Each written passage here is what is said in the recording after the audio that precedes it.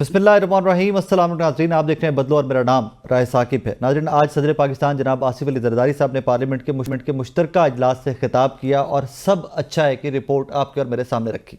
हुकूमत की कारकर्दगी पर इत्मीनान का इजहार किया, वहीं पर छोटी मोटी रिजर्वेशन जो थी वो भी पार्लियामेंट के ज्वाइंट सेशन में आपके और मेरे सामने रखी गई। सवाल यहाँ पर यह पैदा होता है कि पाकिस्तान की बड़ी सियासी जमात तहरीक इंसाफ तो आए दिन आपको और मुझे बताती है कि महंगाई है, गुर्बत है, लॉलेसनेस है, आइन के साथ ये कर दिया, लेकिन सदर पाकिस्तान तो कहते हैं कि सब ठीक है। आप और मैं 25 करोड़ अवाम किसकी बात को ठीक माने, एक इसके ऊपर बात करेंगे आज के शो के अंदर। सेकेंडली, तहरीक इंसाफ जहां बार बार मफाहमत की बात करती आई, वहीं 8 वंस ईद के बाद मजाहमत का बयानिया या मजाहमत की कोई इस्तारा दोबारा बनने जा रही है। पाकिस्तान तहरीक इंसाफ इस तरह की इत्तलात आ रही हैं, but at the same time recently ये खबर आई पाकिस्तान तहरीक इंसाफ के अंदरूनी ज़राए से कि इमरान खान साहब ने और बुशरा बीबी साहिबा ने इंस्ट्रक्शंस दी तहरीक इंसाफ को कि आप जेल के बाहर ही कोई एहतजाजी कैंप लगाइए अगर आपको मुलाकातों की इजाज़त नहीं मिलती तो। लेकिन अभी तक उस कैंप को लेकर आगे की हिकमत अमली आपके मेरे सामने नहीं आई। मौलाना फजलुर रहमान साहब के साथ इत्तेहाद पाकिस्तान तहरीक इंसाफ का एक बड़ा सवालिया निशान है। रीज़न, अली अमीन गंडापुर साहब की स्टेटमेंट्स मौलाना फजलुर रहमान साहब के खिलाफ बयानबाजी रुक नहीं रही और कहा जाता है कि यही एक बड़ी रुकावट बन सकती है। दूसरी जानिब तहरीक इंसाफ पेशावर स्पेसिफिकली खुद अपनी ही हुकूमत की कारकर्दगी से नाखुश दिखाई देती है। What exactly is happening in this country and what exactly is happening with in Pakistan Tehreek Insaf, आज इसके ऊपर भी बात करेंगे। पहले सेगमेंट में हमें ज्वाइन किए जनाब रऊफ हसन साहब ने, पार्टी के इंसाफ के सीनियर रहनुमा। रऊफ साहब अस्सलाम वालेकुम सर। वालेकुम अस्सलाम, कैसे हैं आप? ठीक हैं sir, thank you very much for your time. Sir, 1 साल हुकूमत का मुकम्मल हो गया। आज सदर जरदारी ने खिताब किया ज्वाइंट सेशन से। हमें तो बताया गया कि सब अच्छा है, पाकिस्तान बेहतरीन निज़ाम चल रहा है, पाकिस्तान के अंदर इकॉनमी भी अंडर कंट्रोल आ रही है, महंगाई भी कम हो रही है। सर जी हाँ, सब कुछ हो रहा है। अगर इनके जो झूठ सुनते रहेंगे आप तो फिर तो आपको इस मुल्क में दूध और शहद की नहरें जो हैं वो बहते हुए नजर आनी चाहिए, लेकिन ऐसा बदकिस्मती से नहीं है। जी। और इकोनॉमी के साथ साथ जो सिविल लिबर्टीज़ है, जो ह्यूमन राइट्स हैं, आइन है, कानून है, जमहूरियत है, इन सब के भी जनाजे निकल चुके हुए हैं। आज ये एक लेटेस्ट सिविकस है उनकी एक आई है जिसमें कि उन्होंने पाकिस्तान को एक ओप्रेस्ड रियासत जो है वो कहा है। और ये कि जी हाँ, ग्रेजुअली ह्यूमन राइट्स और सिविल लिबर्टीज़ जो है वो डिमिनिश हो रही हैं और बड़ी तेज़ी से हम लोग virtually bottom of the list के ऊपर जा रहे हैं। जहां तक इकोनॉमी का सवाल है तो मैं उसका सिर्फ एक ही बात में जवाब देता हूं कि इस वक्त पाकिस्तान में, मैंने कल सैटरडे को अपने आर्टिकल में भी मेंशन किया है कि अगर आप चलें कभी तो देखेंगे कि जो सबसे ज्यादा रश है वो इस वक्त आवाम का वो पासपोर्ट ऑफिस में है और नादरा के ऑफिस में है, क्योंकि वो लोग अपने डॉक्यूमेंट्स कंप्लीट करा रहे हैं। बेग बोरो स्टील वो मुल्क छोड़ना चाह रहे हैं क्योंकि उनको यहाँ कोई उम्मीद की किरण नजर नहीं आ रही। तो अब ये लोग जो क्लेम करते हैं, जो इतने लंबे चौड़े दावे करते हैं, ये इन्हें चाहिए कि अपनी ये जो काली ऐनकें ये उतार के निकलें बाहर और लोगों से बात करके देखेंगे उनकी जिंदगी किस तरीके से गुजर रही है इस वक्त। और ये ऑप्टिक्स जो है, ये 60 पेज का सप्लीमेंट्स निकालना, करोड़ अरब रुपया खर्च करना उन सप्लीमेंट्स के ऊपर, जिसमें सुना है कि एक सप्लीमेंट में 301 तस्वीरें हैं जनाब चीफ मिनिस्टर पंजाब की। तो ये इससे इन ऑप्टिक्स से इकोनॉमी बेहतर नहीं होती है। जो इनका इकोनॉमी का असल हार है वो मेरा ख्याल है कि तमाम लोगों को पता है, उसमें ज्यादा डेल्व नहीं करना चाहिए।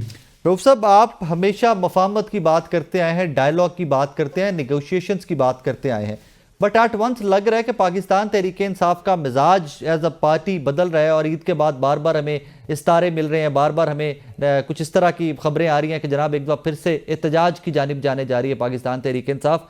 क्या मफाहमत या मुज़ाकरात के दरवाजे तमाम तर बंद हो चुके सर? बिल्कुल नहीं जी, बिल्कुल नहीं। अल्टीमेटली मुज़ाकरात की बेस के ऊपर आकर ही मसाइल हल होंगे मुल्क के। हम एक पॉलिटिकल पार्टी हैं, एक सियासी जमात है। हमारी जो जद्दोजहद है वो गन्स एंड बैनर्स के साथ नहीं होगी। हमारी जद्दोजहद जो है वो एक पुरअमन सियासी जद्दोजहद है और वो हमारा हक है, वो आईनी हक है, वो कानूनी हक है। ये और बात है कि इस मुल्क की फस्ताई हुकूमत जो है वो बार बार हमें वो हमारा हक जो है वो डिनाई कर रही है। और ये जो जो आपको पता है कि लास्ट नवंबर को जो हुआ है, जिस तरीके से निहत्थे शहरियों के ऊपर गोलियां बरसाई गई हैं, वो भी सबको पता है। तो मैं बिल्कुल, let me reiterate once again कि हम बिल्कुल मुज़ाकरात कर रहे हैं, हमारे राब्ते हैं, हम चाह रहे हैं कि ये मुज़ाकरात आगे बढ़ें, ये कॉन्टैक्ट्स आगे बढ़ें, बिकॉज अल्टीमेटली डायलॉग के जरिए ही मुल्क के मसाइल जो हैं उनका हल तलाश किया जा सकता है। रऊफ साहब, आपको आपकी जमात को कि इमरान खान साहब की ऐसी इंस्ट्रक्शन आई थी कि अडयाला जेल के बाहर कोई एहतजाजी कैंप लगाया जाए?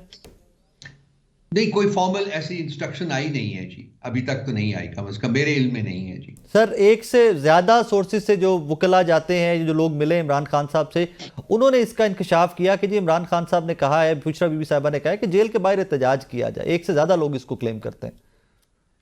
अक्सर मैंने अर्ज किया कि मेरे इल्म में ऐसी कोई बात नहीं है, अगर होगी तो लाजमी बात है, अगर उनके अहकामात होंगे तो उनके ऊपर अमल किया जाएगा, उसमें तो कोई शक व शुबा की गुंजाइश होनी नहीं चाहिए। अगर उन्होंने कहा है तो फिर उसके ऊपर अमल होगा। रऊफ साहब, ये फरमाइएगा कि मौलाना फजलुर रहमान साहब को लेकर इत्तेहाद बनाने की, ग्रैंड अपोजिशन अलायंस बनाने की कोशिशें पाकिस्तान तहरीक इंसाफ, अब्बासी साहब, बाकी लोगों की तरफ से कॉन्टिन्यूड थी, उसमें कोई पॉजिटिव है स्टेप आगे चले आप लोग, या अभी भी मौलाना फजलुर रहमान साहब और अली बिन गंडापुर साहब की जो बयानबाजी है उसके ऊपर मौलाना फजलुर रहमान साहब अभी भी अनॉयड हैं और कोई आगे डेडलॉक है?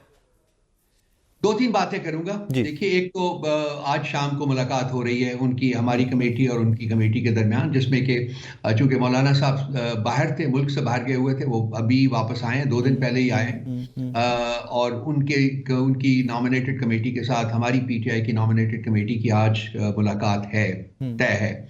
वो होगी नंबर 1। नंबर 2 बात, देखिए पॉलिसीज जो होती है ना, वो पार्टी की होती हैं।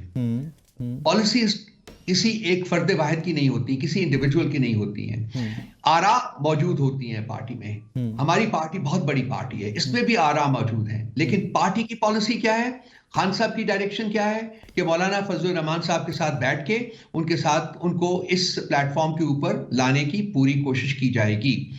एक नुकाती एजेंडे के ऊपर तो ऑलरेडी वो हमारे साथ मौजूद हैं, वो है आइन की बहाली इस मुल्क, ठीक है। और ये इस सिलसिले में उन्होंने खुद भी मीडिया टॉक की थी, और उन्होंने कहा था जी कि हम इस जद्दोजहद में बिल्कुल पीटीआई का साथ देंगे। अब जो चैलेंज है वो ये है कि ये जो एक इत्तेहाद बन रहा है, उनको इसमें शामिल किया जाए। और वो उसके लिए आज की मीटिंग और इसके बाद भी मेरा ख्याल है कि कुछ मीटिंग्स होंगी, और हमें उम्मीद है कि जी ये हम इस बात में कामयाब हो जाएंगे कि मौलाना फजलुर रहमान और जेयूआई जो है वो हमारे इस इत्तेहाद में शामिल होके पाकिस्तान में आइन, कानून और जमहूरियत की बहाली की जो पुरअमन जद्दोजहद हम लॉन्च करने जा रहे हैं ईद के बाद, उसमें शिरकत करेंगी। रऊफ साहब, ईद के बाद जिस तहरीक की आपने बात की, ये सिटी टू सिटी मूव करेगी, ये कोई बहुत बड़ा एहतजाज होगा, इस्लामाबाद की तरफ मार्च करेंगे, कुछ थोड़ा सा बताइए कि उसके ऊपर क्या स्ट्रैटेजी है, क्या तहरीक इंसाफ की? देखिए, जब ये तमाम जमातों से बातचीत हमारी मुकम्मल हो जाती है और इत्तेहाद जो है वो उसकी एक फाइनल शक्ल जो है वो सामने आ जाती है, तो उसके बाद तमाम कंस्टिट्यूएंट यूनिट्स जो हैं, तमाम जो हमारे इत्तेहादी हैं, उनकी एडवाइस के बाद, उनके साथ कंसल्टेटिव सेशंस के बाद ये सारे फैसले किए जाएंगे कि इस एहतजाजी तहरीक ने क्या शक्ल इख्तियार करनी है, कौन इसको लीड करेगा, और इस तरह के और जो खदो ख्याल हमने तय करने हैं वो भी इन तमाम जमातों की इनपुट के साथ तय किए जाएंगे। तो सबसे पहले स्टेप नंबर 1 कि जी इसको हम तश्कील दें, ये कंप्लीट हो जाए कि किस किस ने हमारे साथ खड़े होना है। नंबर 2, उस एहतजाजी तहरीक के खदो ख्याल जो है वो तय किए जाएंगे। तो ये लगेगा, कुछ वक्त लगेगा, मेरा ख्याल है कि माह रमजान का सारा महीना लग जाएगा, लेकिन ईद उल फितर के पहले मेरा ख्याल है कि हम ये सब कुछ सॉर्ट आउट कर लेंगे, ताकि ईद उल फितर के बाद मुनासिब मौके के ऊपर हम इसका आगाज कर सकें। रऊफ साहब, अगर देखा जाए तो सबसे ज्यादा कह लीजिए कि जो निशाना है हुकूमत का अपोजिशन में से, वो तो पाकिस्तान तहरीक इंसाफ है। मौलाना फजलुर रहमान साहब जेल से बाहर है, इमरान खान साहब जेल के अंदर है, शाहिद खाकान अब्बासी साहब जेल से बाहर है, इमरान खान साहब जेल के अंदर है। बाकी अपोजिशन की जमातें आपके साथ किसी भी इस तरह के एहतजाज में क्यों शामिल होंगी? आइन की बहाली तक, सेमिनार्स तक, कॉन्फ्रेंसेस तक तो मामला चल सकते हैं, लेकिन ये सड़कों पे आपके साथ क्यों आएंगे? What makes you think that कि इस तरह के मामला आगे चल सकते हैं इनके साथ? जिन जिन जमातों के साथ हमारी बात हुई है उन्होंने तो एग्री कर लिया है ऑलरेडी। बहुत सी जमातें एग्री कर चुके हैं कि जी पाकिस्तान को इस वक्त इस नाजुक मोड़ के ऊपर हमें आइन और कानून की बहाली की जद्दोजहद जो है वो उसमें फुल स्टीम जाना पड़ेगा। अब एक दो जमातें रह गई है, उन्होंने ये फैसला करना है। तो मैं I beg to disagree with you कि जी ये जमातें जो हैं ये नहीं शामिल होना चाहेंगी। इसमें सिर्फ पीटीआई की ये जद्दोजहद नहीं है, इसमें पॉलिटिकल जो पार्टीज हैं उनकी बका की जद्दोजहद है, इसमें पाकिस्तान की आइन कानून और जमहूरियत की बका की जद्दोजहद है, and in the ultimate analysis ये पाकिस्तान की बका की जद्दोजहद है। और कोई भी जो एक पेट्रियाटिकानी है, एक पेट्रियाटिक जो पॉलिटिकल पार्टी है, वो इस जद्दोजहद से अलहदा रह नहीं सकती है, मेरा ख्याल है। और ये इसीलिए जो हमें रिस्पांस मिला है अब तक वो बहुत ही ज्यादा पॉजिटिव है। रऊफ साहब, डोंट यू थिंक सो कि सिस्टमैटिकली पाकिस्तान तहरीक इंसाफ के वर्कर और कुछ एक्स लीडरान जो हैं उनको आमने सामने ला के इस तरह खड़ा कर दिया गया है कि बहुत बड़े जो इश्यूज थे, जो इस बहुत बड़े चैलेंजेस थे इस मुल्क के, वो साइड पे हो गए और लड़ाइयां सोशल मीडिया के ऊपर हो रही हैं। फलां ने मेरे बारे में ये कहा, फलां को पार्टी से निकाल दिया, मैं पार्टी में वापस आना चाहता हूं।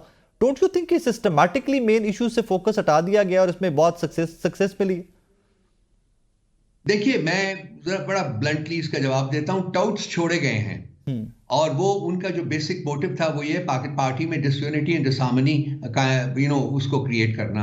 तो एक लिहाज से आप ठीक भी कह रहे हैं, लेकिन इन चीज़ों का कोई असर नहीं होता। इतनी बड़ी पॉलिटिकल पार्टी है, इसमें 2, 4, 5, 6, 8, 10 अगर टाउट्स छोड़ दिए हैं हुकूमत ने ताकि हम में डिसयूनिटी क्रिएट करें, तो उसमें वो बिल्कुल कामयाब नहीं होंगे। ये पिछले 3 साल से पीटीआई को ख़त्म करने की कोशिश कर रहे हैं। भाई, पीटीआई को ख़त्म नहीं कर सके, बल्कि वक्त गुजरने के साथ साथ खान साहब की पॉपुलैरिटी बढ़ी है, पार्टी जो है उसमें और लोग शामिल हुए हैं और पार्टी की स्ट्रेंथ्स जो हैं वो बड़ी हैं।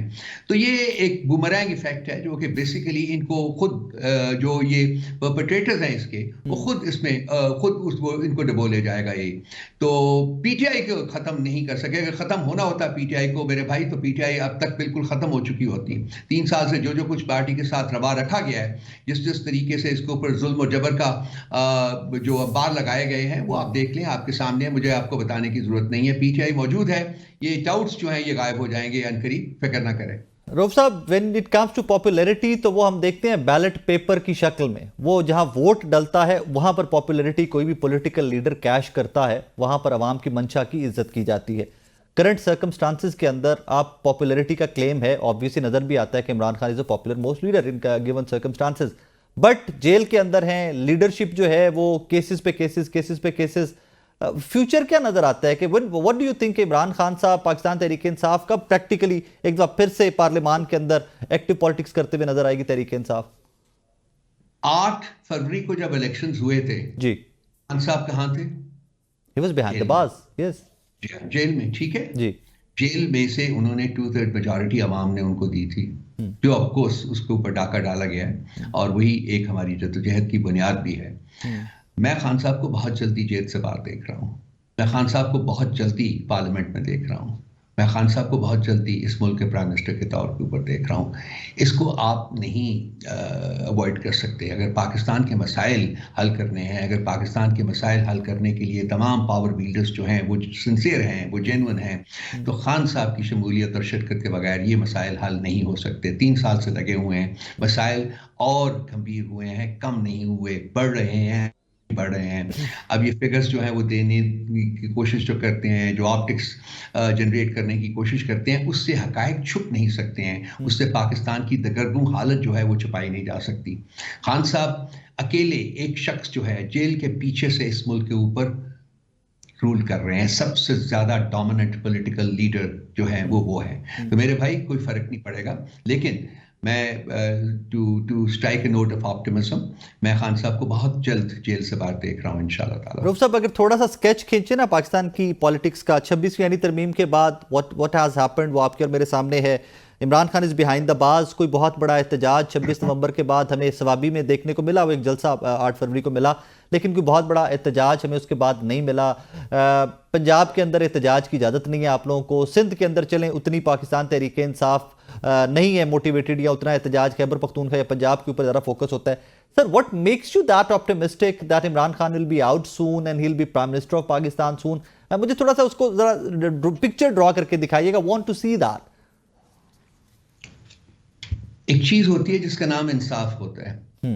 एक दुनियावी इंसाफ होता है, एक आपको पता है कि कहीं और भी इंसाफ होता है। आपने सही कहा, अदलिया के ऊपर इस वक्त एग्जीक्यूटिव का कंट्रोल है। आपको सही कहा बिल्कुल आपने कि कोर्ट पैकिंग हुई है।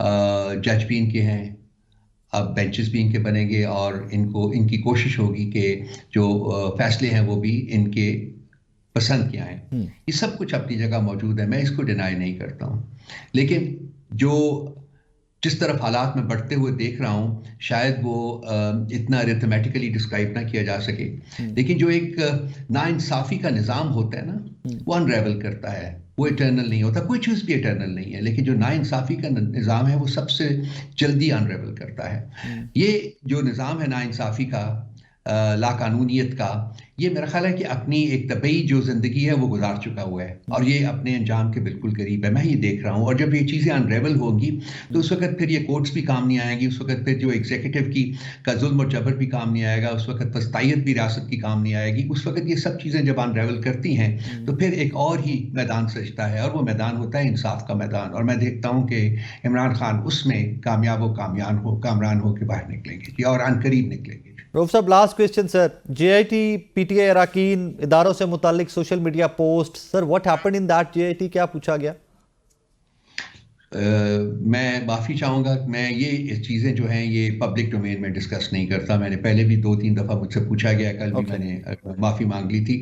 वो ठीक है, ये कानूनी एक तकाज़े हैं इनके। मैं गया था, कल फिर उन्होंने बुलाया, कल भी मैं जाऊँगा बिल्कुल, जब जितनी दफ़ा बुलाएंगे जाएंगे।